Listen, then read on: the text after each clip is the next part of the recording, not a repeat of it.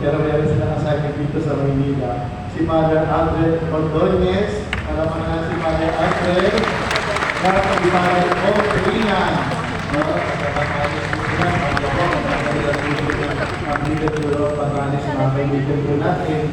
At yung din po ay si, ito rin, malayo po ng galing sa Sambales, pero guest priest po natin dito, malayo sa Tubao, Father Beck Johnson. Father Beck. At ito talaga malayo pinanggalingan from India. May lalayo pa dyan, no? The chaplain of Hamilton Medical Center, Father Joey Thomas.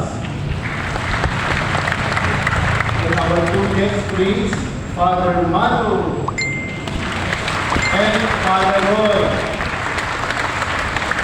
Sabi sa ito, nalayo ng mga pinanggagalingan, ano?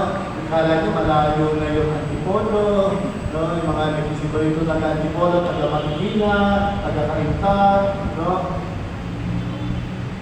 Pero ito siya malapit lang sa puso ko. Kaklase ko po ito.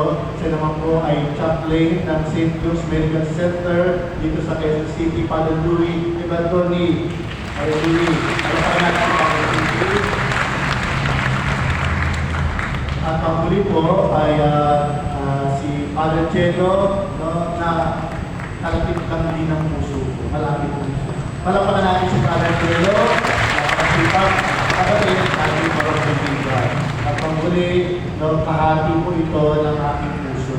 At tunay na isang ama din, hindi lamang ama ko dito sa aking diocese, kundi ng lahat ng kapalitan.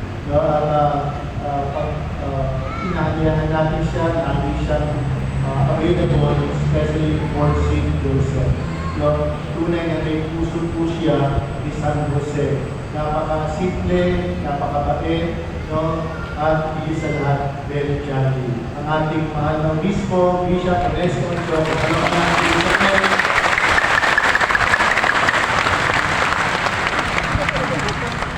Nasa rin ba yung mahal ng Bispo?